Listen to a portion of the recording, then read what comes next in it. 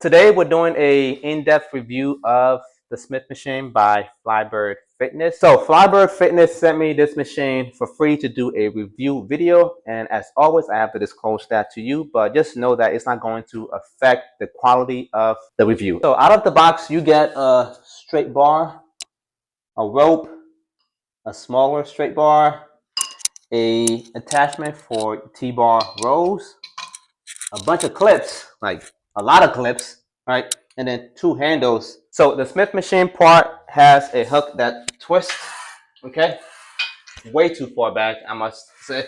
I spoke with other subscribers from the channel, and what I've seen people do is from Home Depot, if you get a bolt that's slightly longer in this location, you can stop it from twisting all the way back. I know I have that issue when I'm squatting and I'm stuck and I'm trying to put it back, and it's not comfortable when your legs are toasted. The bottom here, you have the safety hooks. These are spring loaded, which are pretty nice. You can drop heavy weights on it, but I wouldn't do that anyways if you're working out by yourself. Just lift safely and comfortably. For the bar itself that the Smith machine slides up and down up, I recommend you get some WD-40 because these don't come pre-lubricated, so that'll help it be a lot smoother for your operation. And overall, just a good experience when you're doing your workout. But the angle as well, straight up and down, most people don't enjoy that since it puts a lot of pressure on your lower back. But if you do have a pad, you can attach it to the bar, step out a little bit further, and still get a pretty good contraction on your quads, your glutes, and your hamstrings for those kind of exercises. At the front of the functional trainer, you have the pulley system that you interface with.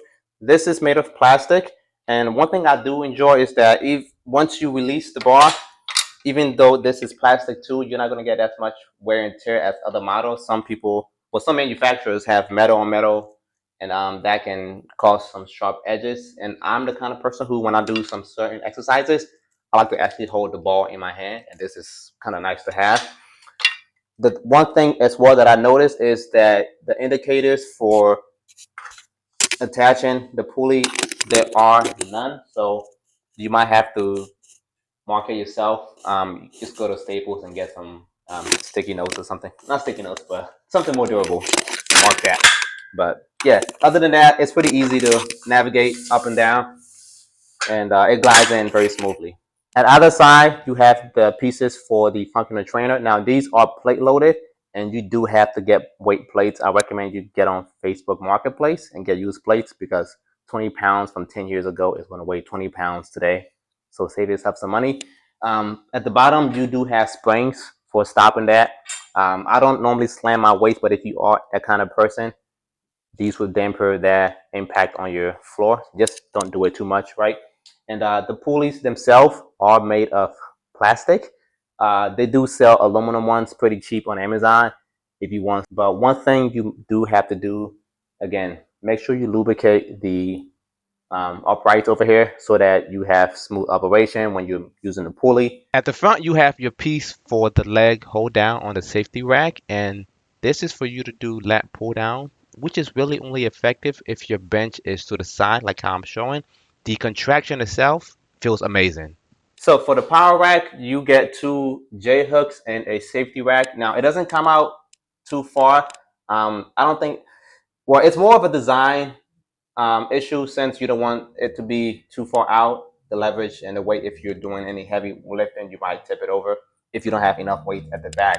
But with the J hooks, these are a little bit wider than your traditional width for barbells, and so when you are doing your exercises on either bench presses or even you're using this for your deadlift and stuff like that, just make sure that you are aware when re-racking the weight that you don't hit any of the other components, especially if you have weights on the Smith machine as well. You might want to add maybe 10 pounds first to make the heavier plates further out on your bar. Now at the back you have an attachment for battle ropes. Now this is not a battle rope, but just to show you, you have your battle rope at the back here and do that. I've never done it before, but I might try that out later.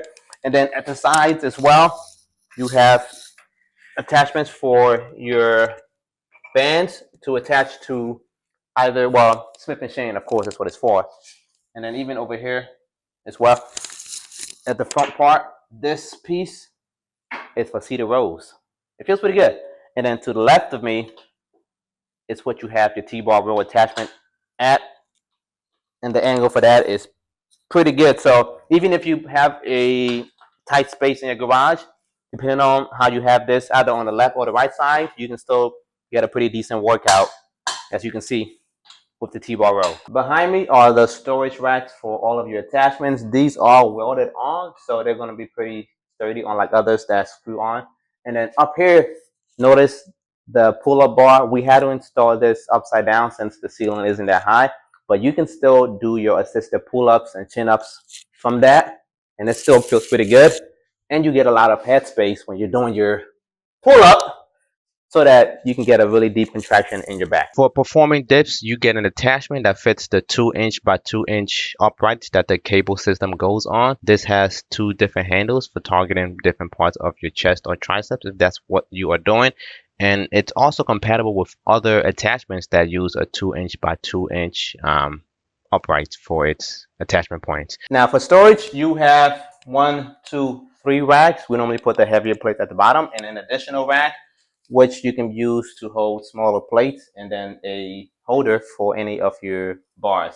One thing I did notice is that the spacing between the side rack and the additional rack on this part here, you can't have two 45-pound plates, so you probably want to keep a smaller plate here and a larger plate on the outside for easy access. And finally, for the dimensions, we have 87 inches high, assuming you don't flip the pull-up bar, and the width and length are 85 by 76 about. So it's pretty compact, and you get all this into that space. So just make sure you do have room though for the pulley, since they do come out pretty far, as well as for the landmine attachment. One last thing to note is that the accessory pack you get for the cables are all pretty basic. Now you can get better quality accessories from Amazon for around $50 or even $60, even more if you are willing to spend that extra cash. Nothing is wrong with them. Just note that none of the bars here rotate, even though that's good for targeting your back with that longer bar at the bottom, but for everything else you're not going to be able to get a good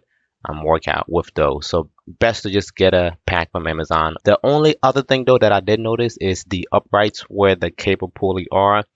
With time, it is going to be scratched up by the cable pulley itself, so just be aware of that.